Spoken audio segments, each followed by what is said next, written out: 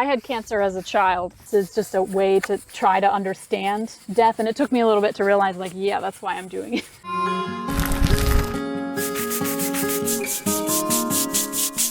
What's going on, guys? Wade here, and today we have a very special guest, my friend Caitlin, ManicPixieMom from TikTok. We've been friends for a couple years now, and we finally got to connect to hang out and clean some graves. I was actually out. You were at a speaking engagement in like Atlanta, Illinois. Atlanta, Illinois, and I went out. We saw each other for a few minutes. I came through last year. We couldn't connect in her area, and she invited me out to her home region to work in the cemetery. So thank you for that. Yeah, I super appreciate you being here. For sure. Thanks for coming. So where are we? So we are in Rupert. This is the Rupert Street Cemetery. Rupert is in southern Vermont, but we're just a little bit east of the New York border. So New York border is about 10-15 minutes that way. You know, this is probably the biggest cemetery in town. We have a bunch of little ones, sort of little separate family cemeteries all around, but this one is the one I drive past every day. So it's a beautiful cemetery. You've got lots of tablet headstones kind of in the older section. I'm seeing a few obelisks that are around here, not tons, definitely kind of your traditional older burying ground with the tablet stones. And then it's still actively being used for new burials. So who settled this area? So the town was settled by English immigrants in the mid to late 1700s. And it was the site of a lot of comings and goings during the Revolutionary War. Not battles or anything, but there were a lot of groups like moving through here, and as well as over in Salem and over in upstate New York. So I think the town was officially chartered in 1761, I think, but I think it wasn't really like founded until a little bit later. It's named, you know, Rupert for a prince in the past. So definitely a lot of English influence here. So side tangent, but love your shirt. Thank you. I have no idea what I'm doing. My husband got it for me, and we just got a new cat, and this looks like her, so it works. Love cats. Absolutely love cats. What's the cat's name? Rosalina. She came with that name, and my daughter wanted to keep it. So. Black cat? Yes. Black cat. Solid black, yellow eyes. So the sign of any grave cleaner is whenever you're looking for a white marble stone in a cemetery, you can tell that a grave cleaner's been there. And Caitlin, you said that this is one that you worked on and you did a video on. And if you guys don't know, Caitlin has a massive following on TikTok. That's her primary platform and how we got connected. And she said that she did a video on this one. And I'm seeing Callie Cordy. What's her interesting story? So it's actually two twin daughters. And you can see here they were like just over a year old. So that kind of struck out to me right away because, you know, twin births even now are something that has to be like monitored by a doctor. So it's kind of interesting that in 1863 or 1862 that, you know, they had these live twins. I believe that they died of diphtheria. They were the children of Benjamin and Cordelia, who are back there. Are they the one row back? Yes, this gray one right here, Benjamin and Cordelia. And but you notice here that they've got several other children. Yeah. And they lost, like pretty much in succession, several young children. I think only one of their children survived to adulthood, and he became a pastor, and he's buried here too.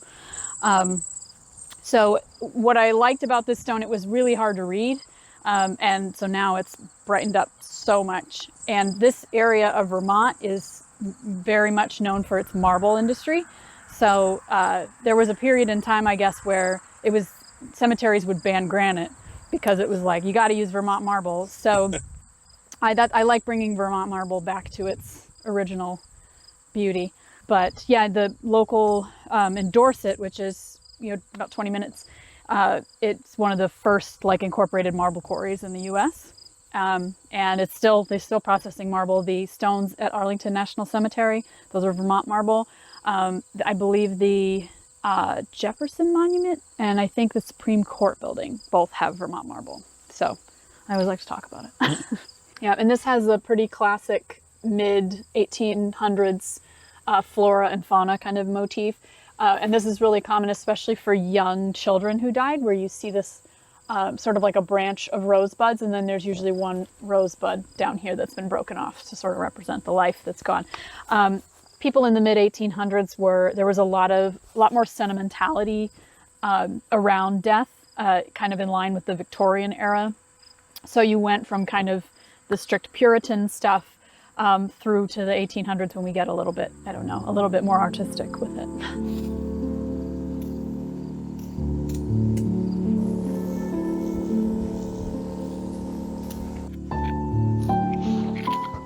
So as I do in lots of places, I'm going to add a lot of value by sitting and just watching you do work. Cool. I'm sure you get asked this frequently, but how do you go about picking these? You told me off camera, but I would love to hear you say why this particular marble stone. So I've seen this one because obviously it's right by the entrance. So, you know, I see it a lot whenever I come here. And it's struck me, one, because it's clearly like in its own plot. Like there's either no one else here or just there's no other stones. Something's missing. Yeah. And so that kind of stuck out to me. And then it's also just really dirty. And I can tell the top looks beautiful. The marble's there. And I was hoping to just kind of get the rest of it back to something that looks nice. But a lot of times I pick them, I always say, you know, whatever, I let them pick me kind of thing, which is kind of wooey woo. I don't mean it like that. But because it's kind of like you see one and you're like, that's the one I want to do. You know, I don't know why. I tend to skew more toward young women and babies. Part of that is because of my OCD and my intrusive thoughts about my own children. And also just because I think it's the history of like women and children that doesn't really get told in sort of traditional history settings.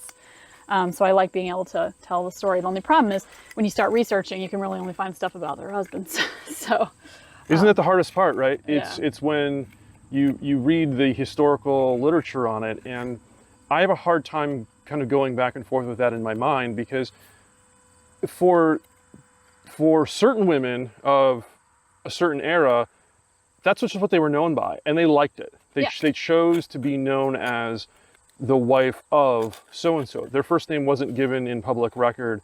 If they were in the newspaper, that's what they were known by, and that's what the tradition was. And so I have a hard time taking that away from them. Yeah. Yeah, I know what you mean. I think, and it's also like they had no choice but to like it, you know, it was like, that's just what you do. It was not, it wouldn't be like, why would you want to go by anything else, especially because being an unmarried woman or seeming like an unmarried woman is not something that every woman wanted, which is not true across the board. There are plenty of women that, you know, lived long, full lives without getting married or living with a female roommate their entire lives. That's definitely just a friend. Yeah. Just friends. Just friends. Caitlin, let's, oh yeah. you know, I love it. As cleaners, we all have our favorite brushes, and this is one of my new favorites here. This OXO brand that I've really I love it because to it's enjoy. like stiff, but not so stiff, you know, that it's going to cause damage. Such nerds. I know, right? Can I scrub a little bit with you? Yeah, sure. What's interesting, Matching brushes. yeah, this stone is this green like lichen there. Is like the bane of my existence. This right here? No, that one's fine. That one will come off, but this like yellowish one. Yep. I don't know if you have that too. But Oh yeah.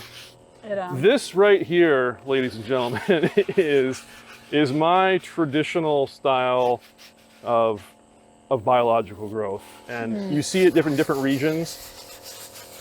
yeah, I imagine different styles. Your climate would have similar ones too. Yeah, right? whereas in like upstate New York, Western New York, and even certainly behind us here in Vermont, I am noticing a lot of black mold that's very aggressive. Oh, I hate the black mold. That's the bane of my existence. That's the hardest part to clean.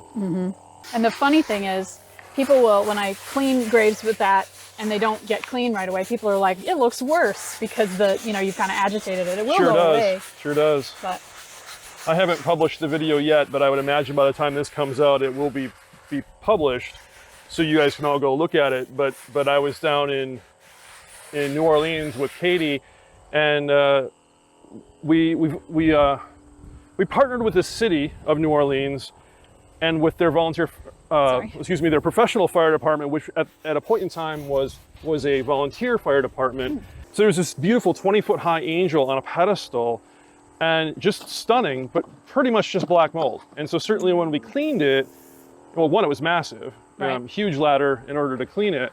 But you don't get much satisfaction going on with it just because of its size and the type of staining that was on it. So, you know, there's certainly before and after, but it doesn't look much different. Yeah.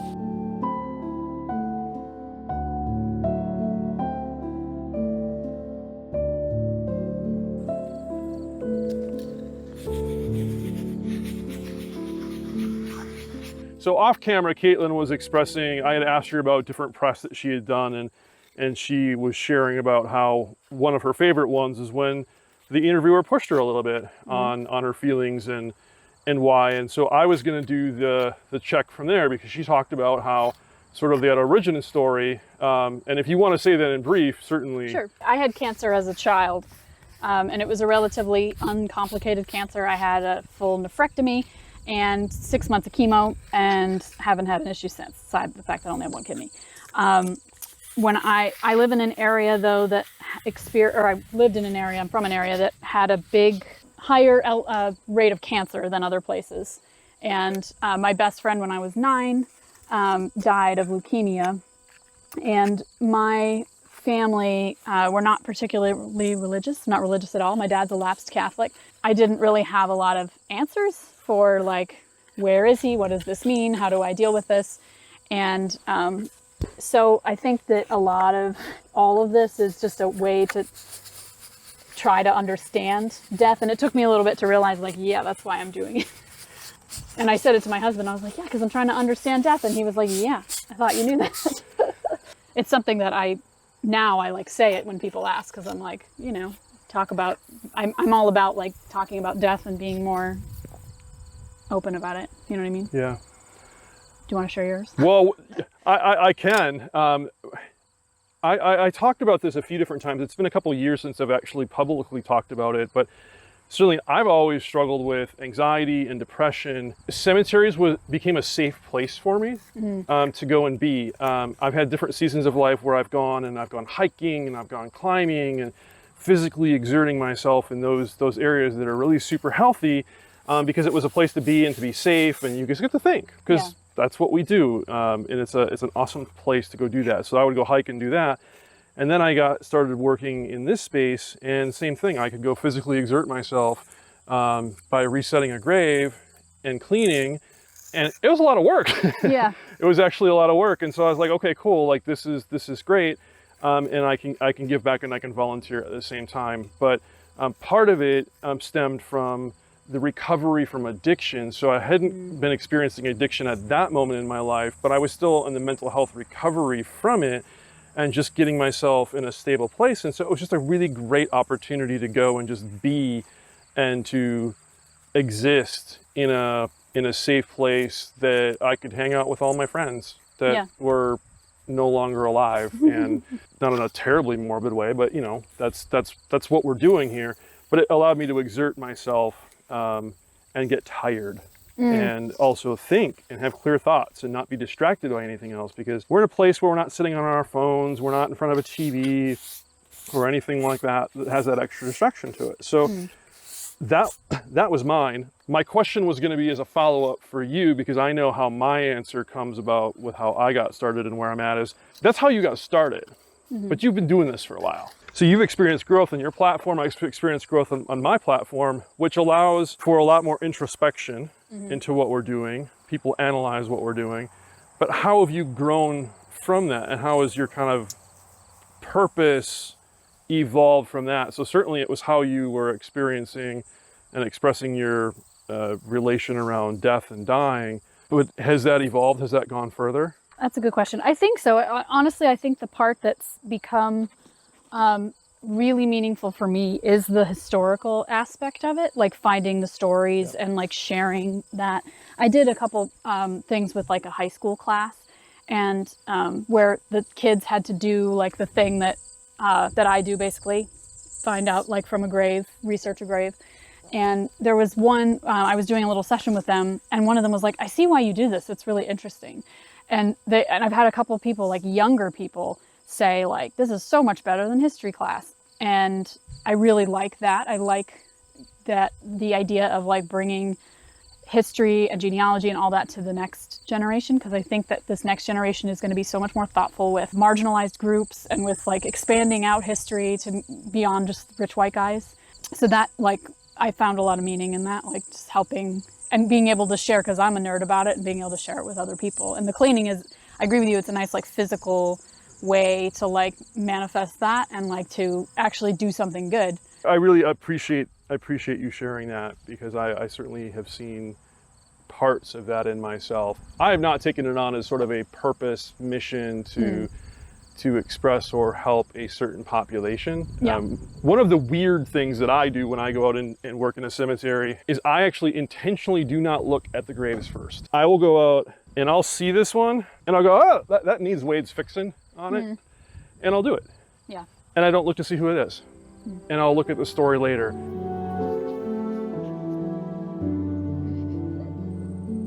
I have a new cleaning method where I just let this go on the entire time, full blast, as I'm scraping.